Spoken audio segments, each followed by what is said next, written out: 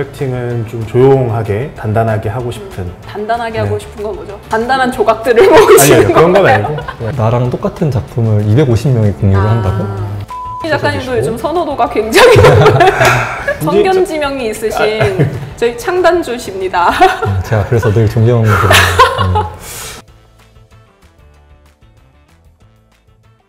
네, 2부로 돌아왔습니다. 2부에서는 본격적으로 저희가 운영하고 있는 마이크로 컬렉터스 클럽이라든지 아니면 컬렉터로서의 저희 개개인에 대한 이야기를 한번 나눠보도록 할 텐데요. 우선 마이크로 컬렉터스 클럽에 대한 소개를 먼저 해야 될 것 같아서 이 클럽을 창단하신 창단주이신 이형관 선생님의 창단 말씀. 일단 뭐 서두에 말씀드린 것처럼 마이크로 컬렉터스 클럽은 이제 컬렉팅에 진심인 어떤 영 컬렉터들의 집단인데요. 제가 이제 컬렉팅을 처음 시작했을 때가 2019년이었는데 저는 이제 업계 관계자도 아니고 미술 쪽에서 종사하고 있지도 않고 그러다 보니까 좀 혼자 좀 심심하기도 하고 좀 뭔가 외로웠던 것 같아요. 그래서 뭔가 컬렉팅을 같이 할 수 있는 사람들이랑 좀 이런저런 얘기도 하고 뭐 정보도 같이 주고받고 이런 모임이 있었으면 좋겠다라고 생각을 했고 이 마이크로 컬렉터스 클럽의 어떤 전신이 되었던 2022년도에 그 모임을 만들게 되었습니다. 맞아요. 그래서 저희가 그때 그 모임을 만들어서 정말 자주 모여서 이제 스터디도 하고 뭐 전시도 보러 가고 그러면서 이제 컬렉팅에 대한 많은 것들을 나누기 시작을 했죠.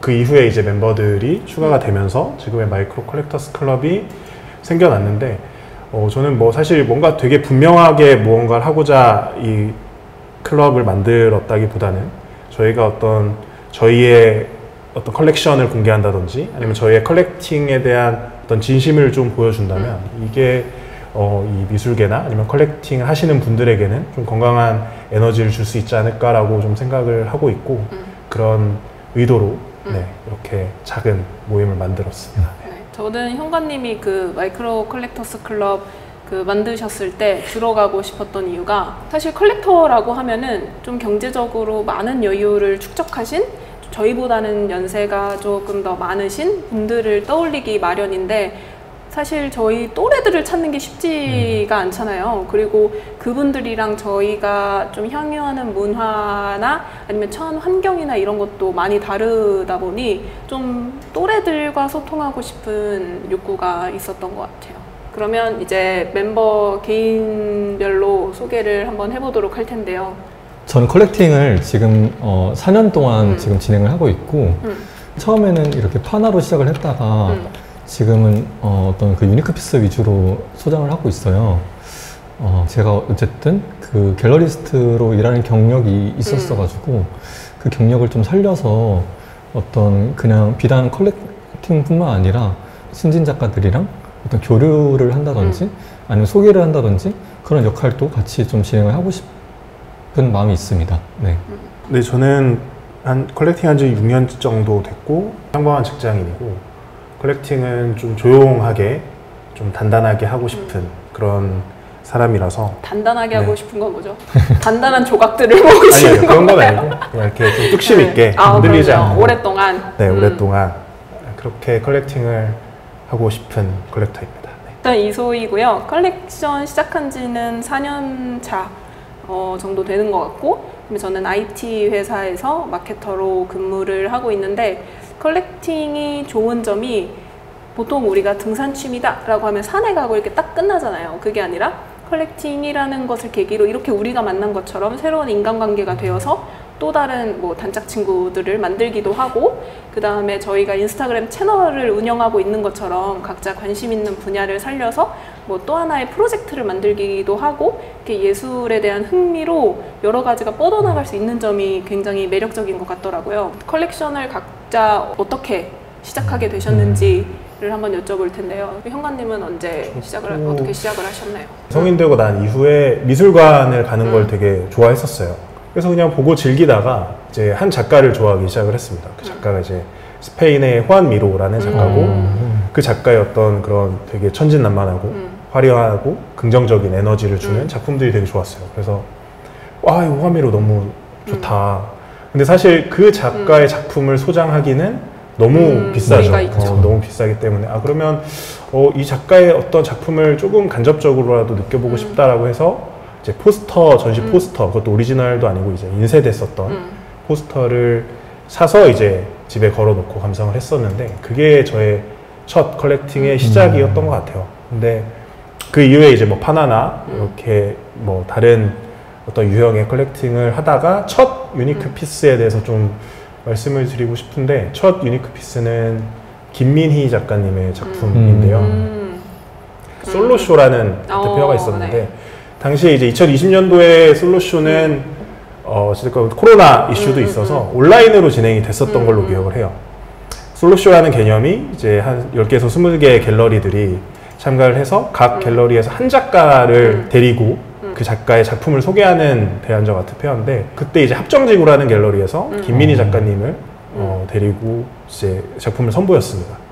그때 작품을 보고 봤을 때 굉장히 좀 저는 작품 되게 좋았어요. 뭔가 되게 해체된 모습들, 그리고 지금 김민희 작가님의 작품의 어떤 진짜 초창기 모습을 담고 있어서 그 작품을 컬렉팅을 했었던 게 저의 첫 유니크 피스의 컬렉팅이었습니다. 네, 근데 두 분 다 파나를 거쳐서 유니크 피스로 오게 되셨는데, 근데 저희 이전에 듣기로 상현님이 하셨던 말씀 중에 그 파나를 소장했을 때랑 그 유니크 피스를 소장했을 때랑 그 만족감이 다르다라는 표현을 하셨는데, 네. 혹시 어떤 만족감이 어떻게 다른가요? 제가 조금 더 거슬러 올라가서 그 파나를 구입을 하게 된 그 이유를 먼저 말씀을 드리자면, 저는 이제 25살 때 처음으로 그 파나를 구매를 했었는데, 아트페어에서 갈 때마다 사실 너무 비싸잖아요, 작품들이. 박서호 선생님이나 아니면 이호환 선생님, 그분들의 그 파나를 사실 좀 구입을 했었었는데, 왜냐면 저는 이제 작가의 손길이 닿진 않았어도 어쨌든 그 작가의 사인이랑 넘버링이 있기 때문에, 그래서 엄연히 미술품 취급을 하기도 하고, 그리고 파나라는 게 어쨌든 미술 작품을 만들어내는 기법 중에 하나잖아요. 그래서 이것도 명확한 미술품이다라고 생각을 해서, 그래서 이제 작품을 좀 하나둘씩 사모으게 된 게 계기가 됐었는데, 근데 이제 오리지널을 볼 때마다 너무 차이가 많이 나는 거죠. 그러니까 어쨌든 그 오리지널의 어떤 그 깔린 미디움이라든지 이런 거를 파나에서 느낄 수가 없고, 그리고 무엇보다 제가 산 작품들이 보통 에디션이 막 250개 이렇게 있었는데, 나랑 똑같은 작품을 250명이 공유를 한다고? 여기서 사실 좀 저는 반감이 좀 있었죠. 네. 제가 대학생 때부터 여행을 다니는 걸 진짜 좋아했거든요. 무지막지하게 다녔어요. 막 돈 버는 대로 다 여행 가는 데 쓰고. 근데 코로나가 터지고 이제 외국에 갈 데가 없으니까 한국에서 어디 갈 수 있을까? 서울에서 갈 데가 어딨지?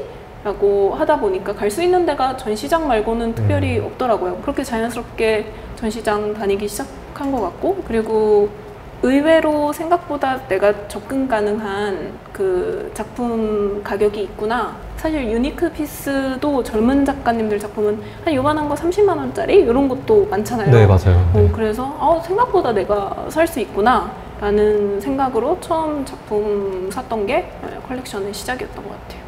그러면 이렇게 모아온 작품들 중에서 지금 이 순간 제일 좋아하는 작품. 근데 이게 저도 알아요. 컬렉터들이 다 그 순간 좋아해서 샀지만, 그 좋아하는 작품이 현재 뭐 나의 감정에 따라서도 바뀔 수 있는 거고, 오늘 날씨, 오늘 비가 오고 있는데 그런 날씨에 따라서도 바뀔 수 있는 거겠지만, 지금 이 순간 가장 좋아하는 작품. 진짜 어려운 것 같은데. 너무 어렵죠. 저는 두 작품을 말하고 가장 좋아하는 건데 왜 두 작품? 두 작품 말할. 근데 그 두 작품이 관통하는 어떤 공통적인 메시지가 있어서 두 작품을 소개하고 싶은데, 첫 번째 말씀드리고 싶은 작품은 이제 박광수 작가님 작품입니다. 제가 워낙 박광수 작가님을 좋아하기도 하고, 그래서 박광수 작가님의 수집가라는 작품인데, 제가 박광수 작가님 작품을 4작품을 소장을 하고 있어요. 그 중에 두 번째 소장한 작품이었고, 좀 히스토리가 있는 작품이에요. 그러니까 박광수 작가님이 이제 어떤 이전까지는 흑백이나 한 가지 색채로서 굉장히 뭐 사유하는 인간의 어떤 존재나 이런 부분에 대해서 굉장히 고민을 많이 하시고, 맞아요. 표현 방법도 굉장히 화려하지만 그 안에 있는 어떤 고독함 같은 게 느껴지는 작품들이 많았는데, 그래서 그때 이제 어떤 첫 번째 작품 소장을 했었고, 그러고 있다가 이제 송은에서 전시를 하셨을 때 색채가 입혀진 작품이 나타났습니다. 거의 처음, 그러니까 원래 작가님은 항상 그 시도를 하셨다고 했지만 어떤 공개된 건 거의 처음이었었던 것 같아요. 그래서 색채가 입혀진 작품이 공개가 됐는데 저는 오히려 더 화려한 그런 색채 속에서의 그런 고독함이 더 좋았던 것 같아요, 작가님은. 저 궁금한 점이 있는데 그 박광수 작가님 작업을 4점이나 가지고 있다고 하셨는데 사실 그 예산으로 다른 작가를 살 수 있음에도 불구하고 이 작가한테 올인을 한 거니까 혹시 그런 특별한 이유가 있으세요? 제가 공감이 많이 되는 감정으로 작가님도 작품 그린다고 생각을 해요. 물론 다를 수 있겠지만 제가 느끼기에는 그래서 작가님의 작품은 앞으로도 좀 계속 좀 소장을 하고 4점 이후에도 계속 기회가 된다면 소장을 하고 싶습니다. 10점까지 몰아서 나중에 정해놓지는 않았지만 박광수 작가님 개인전을 근데 사실 지금은 또 되게 사기 어려운 그죠. 작가님이 요즘에 컬렉터분들한테 또 너무 선호도 높은 작가셔서 어떻게 일찍 발견하셔서 김민희 작가님도 그렇고 박광수 작가님도 그렇고 잘 사셨네요. 그리고 두 번째 소개하고 싶은 작가님도 마찬가지의 어떤 감정을 표현하셨던 작가님이세요. 김진희 작가님인데요. 디스위켄드로 김진희 작가님도 요즘 선호도가 굉장히 그렇죠. 성견지명이 있으신 저희 창단주십니다. 제가 그래서 늘 존경드립니다.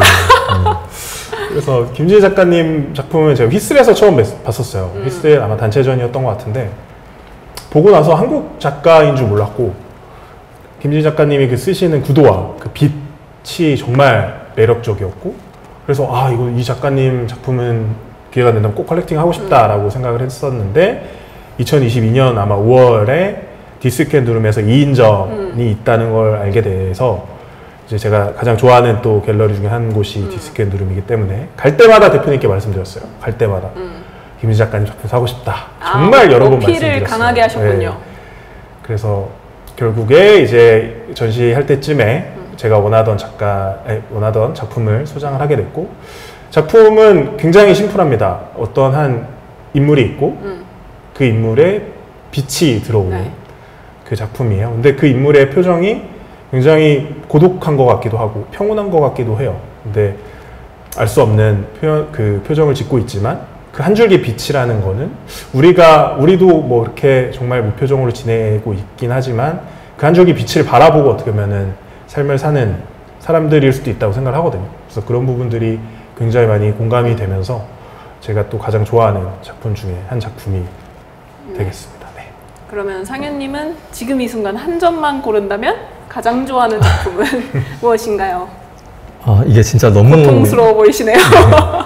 사실 너무 어려워서 약간 좀 그 베스킨라빈스에서 아이스크림 고르는 그런 느낌이 나는데 그래도 제가 늘 마지막까지 소장을 해야 되겠다라고 생각을 하는 작업이 있긴 하거든요. 그거는 이제 사실 많이 말씀을 드렸지만 그 복힘 작가님 작업이고 이제 최근에 단체전을 박에서 또 하셨죠. 사실 이거는 이제 뭐 그 작품성의 외적으로 그냥 작품을 바라보는 그 감정의 공감이 좀 많이 됐던 것 같아요.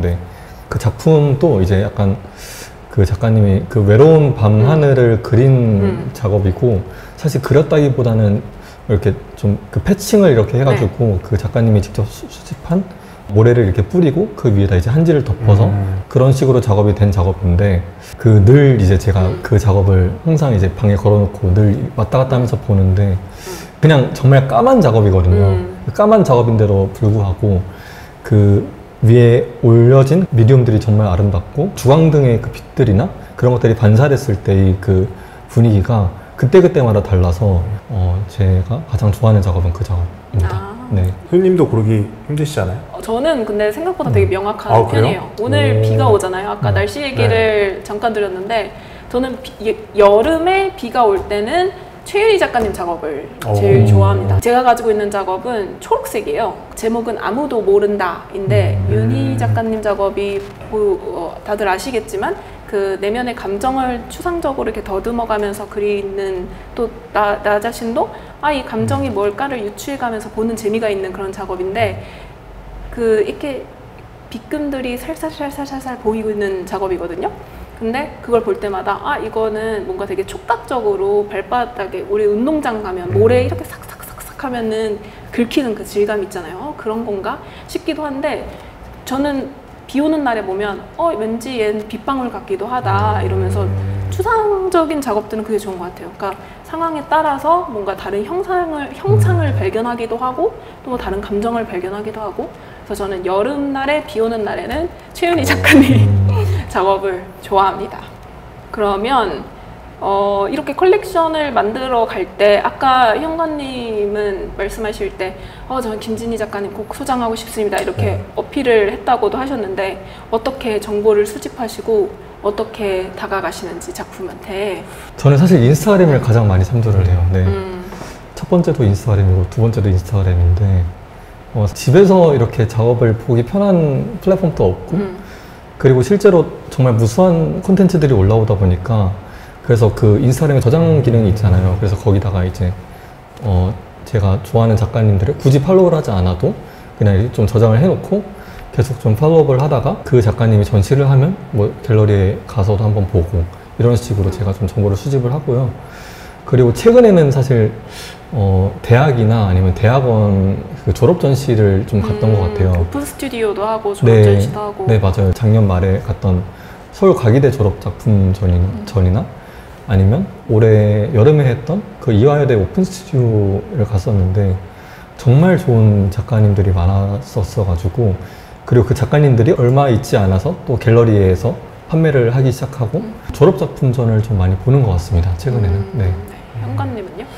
저도 비슷한데, 저는 일단 전시를 많이 가는 게 중요한 것 같아요. 많이 가서 많이 보고, 그걸 많이 보다 보면 이제 자신의 취향 같은 게 좀 생기는 것 같아요. 내가 어떤 작품을 좋아하는지 그 취향을 알 수 있고, 그러면서 그 작가를 인스타로 팔로우를 해서 그 작가의 행보를 계속 지켜보는 거죠. 보면서 이 작가의 전시가 또 열리는구나 하면 또 가서 보고, 그렇게 점점 이 시간이 흐르면서 이제 작가들에 대한 정보나 작품에 대한 정보를 얻게 되고, 딱 마음에 드는 작품이 딱 생길 때 컬렉팅을 하는 편입니다. 그리고 만약에 작가님을 팔로우하기 좀 어려우면 내가 좋아하는 작가님들을 주로 소개하는 갤러리가 있을 수 있거든요. 그 갤러리를 찾아서 이 갤러리에서는 그럼 어떤 작가를 소개하는지를 한번 보시는 것도 어떤 좀 정보 수집이나 이런 데 있어서는 좋은 방향성이 되지 않을까 싶습니다. 저 같은 경우도 갤러리에 많이 의지를 하는 것 같아요. 사실 저희가 다 본업이 있는 사람들이다 보니까 이게 100% 나의 에너지를 다 이렇게 할애를 하기에는 좀 현실적인 무리가 있어서 전업적으로 이렇게 대신 리서치를 해주시는 전문가님들한테 많이 의지를 하는 것 같고, 현관님 말씀대로 좀 내가 좋아하는 갤러리나 아니면은 뭐 좋아하는 갤러리스트 이런 전문적인 분들의 안목을 좀 신뢰를 하고, 또 물론 제 자신도 리서치를 해야겠지만 그렇게 접근을 하는 것 같습니다. 마이크로 컬렉터스 클럽의 픽해서 혹시 선호하시는 갤러리들도 있으세요? 첫 번째는 상희읒이라는 갤러리입니다.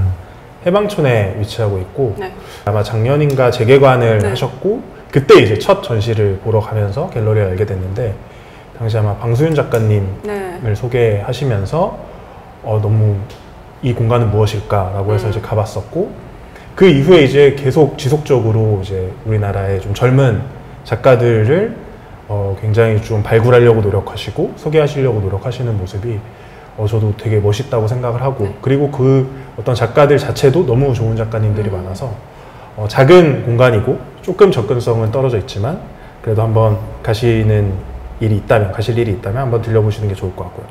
두 번째는 A라운지 갤러리인데요.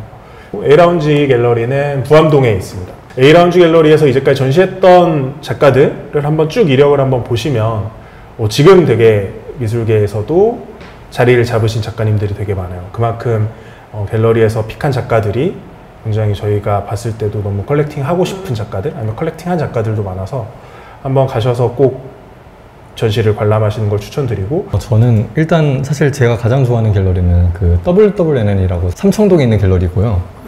제가 개관전 때부터 그 프로그램이 너무 좋아가지고 소장도 좀 하고 했는데 그냥 제가 컬렉팅하는 그 주제의 결과 되게 잘 어울리는 그 작가님들을 좀 큐레이션해서, 그래서 저는 WWNN이 가장 기억에 남는 갤러리고요. 신생 공간에도 사실 관심이 좀 많아서 을지로에 있는 NA랑 포켓테일즈랑 카탈로그에도 사실 좀 관심이 많고요. 알겠습니다. 네. 굉장히 많은 곳에 관심을 가지고 벌써 4군데나 얘기하셨어요. 네, 사실 몇 군데 더 얘기를 하고 싶은데 욕심이 많으시군요. 네. 나중에 저희 인스타그램 채널 콘텐츠로 푸는 것으로 네네, 좋아요. 적극적인 참여를 네. 기대합니다. 파운드리랑 별관을 꼽아봤는데 한 곳은 굉장히 멋진 상업 갤러리고 한 곳은 그 아티스트 런 스페이스 이렇게 두 가지를 꼽아봤어요. 파운드리 같은 경우는 일단 공간이 너무 멋지잖아요. 이번에 윤미류 작가님 전시 오픈하신다고 해서 이 뷰 봤는데 너무 멋있게 설치가 되어 있어서 너무 기대되는 공간이고요. 기존에는 좀 해외 작가들 위주로 소개를 했다면 최근에는 뭐 장종환 작가님이나 윤미류 작가님이나 이렇게 젊은 한국 작가들까지 잘 소개를 해주시고 있는 것 같아서 좀 눈여겨보고 있는 곳입니다. 그리고 별관은 아티스트 런 스페이스라고 그 작가가 운영하는 공간인데요. 그렇다 보니까 좀 갤러리와는 색이 다른 그러니까 작가 입장에서 소개하고 싶은 그런 터치들을 볼 수 있어서 그리고 실제로 가서 이렇게 대화를 했을 때도 갤러리스트와 하는 대화랑은 조금 다른 결의 그러니까 작가 입장에서 다른 작가의 작품을 어떻게 소개할 것인가 그런 시선을 좀 느낄 수 있어서 이색적인 공간으로 그리고 많은 그 컬렉션을 하지 않는 분들은 이렇게 컬렉팅을 하면 뭐 수장고가 있지 않는 이상 어떻게 보관을 하냐 이런 질문을 많이 하실 것 같아요.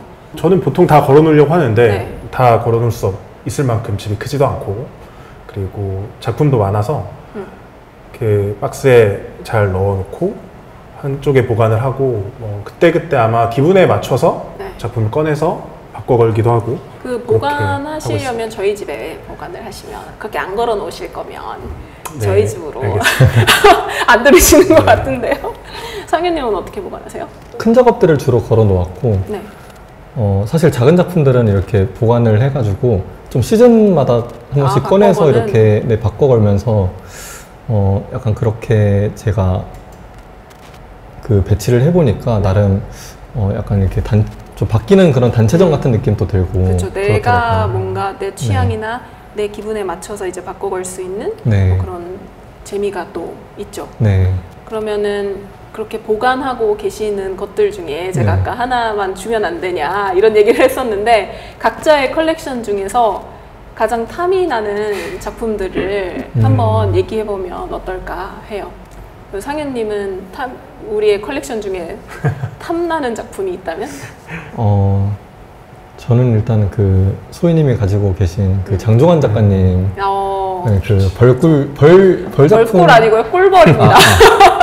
꿀벌 작품 네. 두 작품 네. 2개는 안 됩니다. 네. 그러면 그 하나는 되나요? 하나도 안 됩니다.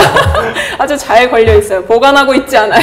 잘 걸려 있어요. 네, 그 작업이 사실 뭔가 그냥 그 작업 자체가 되게 좀 희망찬 작업이라고 해요. 맞아요. 이렇게 꿀벌이 이렇게 교차하는 작업이 있잖아요. 맞아요. 꿀벌이 이렇게 무한 루프 네, 맞아요. 이걸로 춤추는 궤적 모양이 하나 있고 하나는 이제 스테비아 코끼리라고 해서 얘가 이제 스테비아 토마토 이런 것처럼 이게 유전자 조작으로 벌꿀이 아니라 꿀벌이 이렇게 커져서 이제 난초에 이렇게 접근을 하는 그런 작품이 이렇게 2작품 제가 소장하고 있습니다. 저도 현관님 컬렉션 중에 탐나는 게 하나가 있는데요. 그 정말 비주얼만으로 모든 것을 다 압도해버릴 수 있는 작품이 하나가 있는데 반쪽은 소금이고 반쪽은 해바라기씨예요. 진짜 먹을 수 있는 것들을 레진으로 붙여놓은 캔버스인가요? 그게?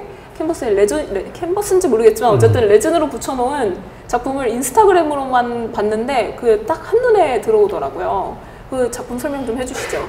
일단 탐내지 마시고요. 안 되고. 제가 이거 무거워서 아직 설치를 못했다고 이렇게 들었는데 세워놓긴 했는데 PMAM 이라는 영국 갤러리가 있는데 그쪽에서 소개한 작가고 그 전에 다른 갤러리에서도 소개를 많이 했었죠. 엠마뉴엘 마시옹이라고 읽는 것 같아요. 그래서 아직 한국에서는 알려지지 않는 작가여서 국내에서 처음 컬렉션 아마도 그렇지 않을까 싶긴 합니다. 왜냐면 알려진 작가는 아니에요. 근데 작가는 제가 알기로는 이제 아프리카계의 미국인이에요. 그래서 항상 그 인종에 대한 부분 아니면 자신의 정체성에 대한 부분에 대해서 항상 고민을 많이 하는 작가고, 그렇게 방금 말씀해 주신 것처럼 이제 반이 갈려져 있고 한쪽에는 소금, 한쪽에는 해바라기 씨가 있죠. 근데 이 소금이나 해바라기 씨가 상징하는 게 어떤 음식에 대한 부족, 음식에 대한 고갈, 음식을 이제 섭취하지 못하는 그런 어떤 아프리칸에 대해서 좀 더 은유적으로 표현을 한 그런 작품이고, 그래서 항상 이 작가는 되게 자유롭고, 하지만 그 본인의 어떤 그 정체성에 대해서는 끊임없이 좀 고민을 하는 그런 작가입니다. 네.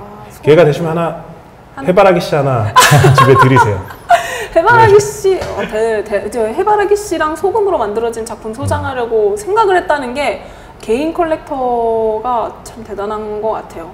그러면 이제 현관님도 탐나는 작품, 이제 순서상 상윤님한테 가야 될 것 같은데. 네, 저는 상윤님의 황원의 작가님의 작품이 탐이 나는데, 탐나는 이유는 황원의 작가님 저도 워낙 좋아하고 예전부터 지켜봤고, 제가 이제 도시계획을 하고 있는데 사실 황원의 작가님 초창기 작품들을 보면 건물이나 이런 도시 풍경을 굉장히 직접적으로 드러내셔서 작업을 하셨었어요. 근데 어느 순간부터 그것을 이제 분해하기 시작하고 본인의 어떤 감정을 넣기 시작하고, 그래서 이제 저는 그 도시와 그 도시 내에 있는 건축물에 어떤 반영하는 그런 감정들이나 그런 모습들이 매력적이었고, 이 도시계획을 하면 이런 거 하나 사야 되지 않나라는 생각 때문에 작품을 사야 되는 별의별 핑계가 저희는 다 가지고 있죠. 그것 때문에 황원의 작가님을.